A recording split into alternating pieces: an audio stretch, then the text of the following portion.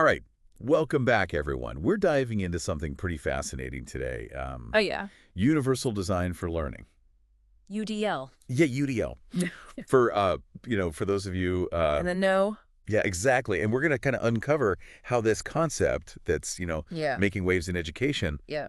actually has roots in architecture. Yeah, Mm-hmm. it's kind of wild. So we're going to, you'll be surprised how those ramps and curb cuts Oh, we see yes. every day actually connect to how we learn best. Mm-hmm. And trust me, we're going way beyond the basics here. Okay. We like to go deep. Absolutely. So we're exploring how UDL creates a more inclusive world for everyone, no matter who you are, how you learn. Yeah, that's what's so cool about it. It's Yeah. for everyone. Exactly. You know what's fascinating to me is how universal design actually evolved from this idea of barrier-free design Right. in architecture. Like, think about ramps. Yeah. Right. And wider doorways. Yeah. Like, those features were initially just intended for people with disabilities. Right. But honestly, you wouldn't believe how many people benefit from a wider doorway. Oh, absolutely. Parents pushing strollers, Oh, yeah, for sure. delivery people with big packages. Yeah. Um, suddenly it's not just about accessibility for one specific group. Right. It's about making life easier for literally everybody. Exactly. And that's like the core of UDL, that Wow. shift Yeah. from, like fixing individuals to like Right. creating environments that work for everyone. Yeah, it's a total mindset shift. It is. It is. Speaking of design visionaries, Yeah. didn't an architect named Ronald Mace Ronald Mace. Yeah. actually coin the term universal design? He did. He did back in the 80s. Wow. He was a huge champion for designing spaces and products that were usable by as many people as possible, Yeah, regardless of abilities amazing. or disabilities. And, his vision went way beyond just like the physical environment. He was thinking about all aspects of design, Oh, wow. everything. That's really cool. Yeah. I know the source material mentions this really cool analogy Oh, okay. about revolving doors. Okay. It points out how, like, while revolving doors can be tough for some people to navigate, Yeah. I hate those. the adjacent door with the handicap button Right. ends up getting used by all sorts of people, Yeah, like yeah. parents with strollers, Yeah. people carrying heavy things. It It just makes sense. just makes more sense. It's Yeah. easier. Yeah, and it kind of like it's like a perfect example Yeah. of how a feature designed with accessibility in mind can benefit like a way wider audience. It's Right. not about catering to a specific group. Yeah. It's about creating solutions that work better for everyone. This makes me wonder if there are, like, other everyday Oh, examples sure. of universal design we might not even realize. I bet our listeners could come up with some interesting ones. Absolutely. Yeah. So let's shift gears a little bit. Yeah. Let's bring this whole concept into the world of learning. Okay. Universal design for learning, Right. UDL, UDL. Yeah. takes these same principles and applies them to education. Exactly. So we're talking about taking that idea of universal benefit Yes. and applying it to how we teach Yes. and how we learn. Right. But what does that actually look like in the classroom? Well, so UDL provides like this set of guidelines Okay. for creating learning experiences that cater to the diverse needs and abilities of all learners. Okay. It recognizes that there's no such thing as like a Right. one-size-fits-all approach. Yeah, like the mythical average student. Yeah, exactly. There's no such thing. UDL recognizes that everyone learns differently. I remember reading that there are 3 main principles of UDL. Yeah, there are.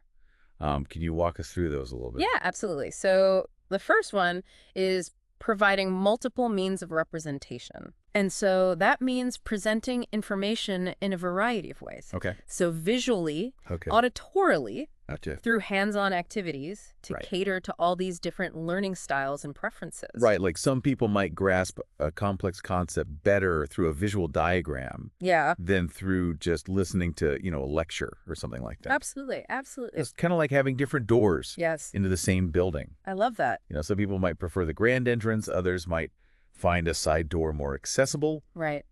but everyone gets in the building eventually. That's it. That's the goal. Yeah.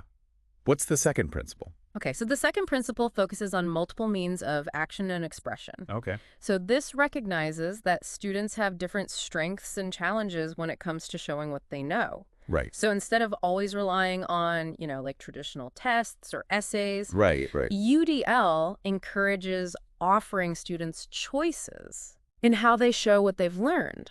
I love that. Yeah. This reminds me of that time I had to give a presentation at work, Okay.